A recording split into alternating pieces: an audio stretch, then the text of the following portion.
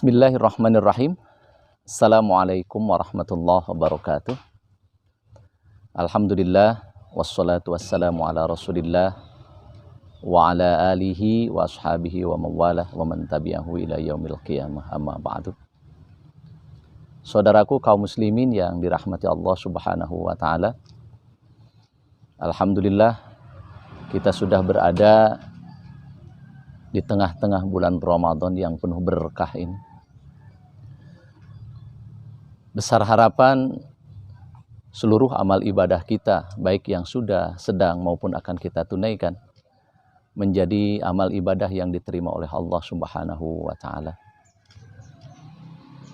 Jika puasa identik dengan mengendalikan hawa nafsu, sejenak kita lihat firman Allah di dalam surah Ali Imran ayat ke-14. A'udzubillahi minasyaitonirrajim. Bismillahirrahmanirrahim. Zuyyina linnasi hubbus syahawati minan nisa'i wal banina wal qanatiril muqantarati minadh dhahabi wal fiddati wal khailil musawwamati wal an'ami wal harth. Dzalika mata'ul hayatid dunya wallahu indahu husnul ma'ab.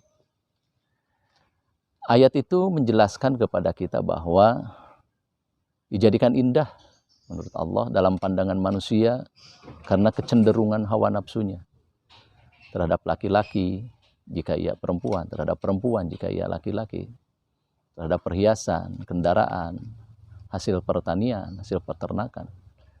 Tetapi Allah mengingatkan semua itu merupakan kehidupan dunia dan di sisi Allah ada yang jauh lebih baik. Karakteristik kehidupan dunia adalah jikapun ada kesenangan di dalamnya, akan berbanding lurus dengan kekhawatiran dan keluh kesah untuk menjaganya. Semakin besar kegembiraan yang ditimbulkan, maka semakin besar juga kekhawatiran yang didapatkan. Oleh karena itu, Allah menawarkan sesuatu yang jauh lebih penting untuk diperjuangkan oleh manusia dari hanya sekedar mengikuti hawa nafsunya, yaitu apa yang disiapkan oleh Allah di surganya kelak di akhirat. Kebahagiaan yang hakiki, kebahagiaan yang tidak beresiko, kebahagiaan yang tidak harus dibalas dengan susah payah menjaganya dan takut akan kehilangannya. Jika dilihat dari sisi ini, tentu saja puasa merupakan latihan yang Allah ajarkan kepada kita agar kita lebih tertarik dengan apa yang disiapkan oleh Allah subhanahu wa ta'ala ketimbang apa yang selalu kita nikmati dalam kehidupan ini.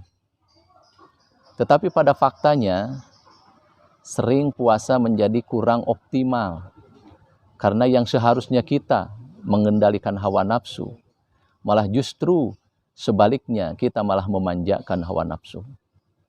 Bisa kita lihat umpamanya, di luar bulan Ramadan yang biasanya makan kita seadanya, atau paling tidak kita hanya berusaha semampu yang bisa kita siapkan.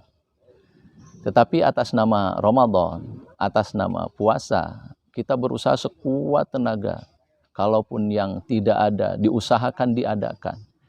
Yang jauh diupayakan, didekatkan. Bahkan fakta sering membuktikan kepada kita bahwa biaya yang kita keluarkan di bulan Ramadan untuk makanan saja jauh lebih besar ketimbang apa yang biasa kita habiskan di luar bulan Ramadan. Minuman saja kita tidak merasa puas dengan hanya satu macam. Demikian juga makanan. Pada akhirnya puasa yang mestinya kita pergunakan untuk mengendalikan hawa nafsu, malah justru kita pergunakan untuk memanjakan hawa nafsu. Oleh karena itu, puasa yang kita laksanakan, puasa yang kita jalankan, sering tidak memberikan efek apapun. Padahal kalau kita hitung, mungkin di antara kita ada yang sudah mengalami atau menjalankan puasa selama atau sebanyak 30 kali. Mungkin ada yang sudah 40 kali.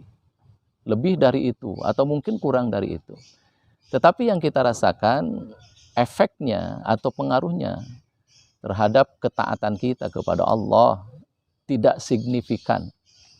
Bahkan mungkin tidak ada pengaruhnya sama sekali. Bahkan ironisnya kadang-kadang bulan Ramadan atau puasa Ramadan bukannya meningkatkan ketakwaan kita, justru mohon maaf istilahnya malah meningkatkan berat badan kita. Disinilah la'allakum tattaqun sebagaimana yang digadang-gadang dalam firman Allah. Surah Al-Baqarah ayat 183 yang sering kita dengar. Kutiba alaikumus syiyam la'allakum tattaqun itu sama sekali kurang memberikan efek untuk menumbuhkan kita menjadi orang-orang yang bertakwa. Jamaah kaum muslimin yang berbahagia, untuk itu melalui mimbar ini saya mengajak kepada kita semua, marilah kita manfaatkan momen Ramadan yang sedang kita jalani ini menjadi sesuatu yang berharga, menjadi sesuatu yang penting untuk tumbuh dan berkembangnya keimanan dan ketakwaan kepada Allah Subhanahu wa taala sebagaimana yang telah difirmankan oleh Allah, la'allakum tattaqun. Barangkali ini saja yang dapat disampaikan. Mudah-mudahan Allah senantiasa membimbing kita dengan hidayah, taufik serta inayahnya, sehingga ilmu kita bertambah, wawasan kita semakin luas, dan amal kita semakin sesuai dengan tuntunan syariat. Juga mudah-mudahan kita tidak tersesat, apalagi menyesatkan orang lain. Terima kasih. Assalamualaikum warahmatullahi wabarakatuh.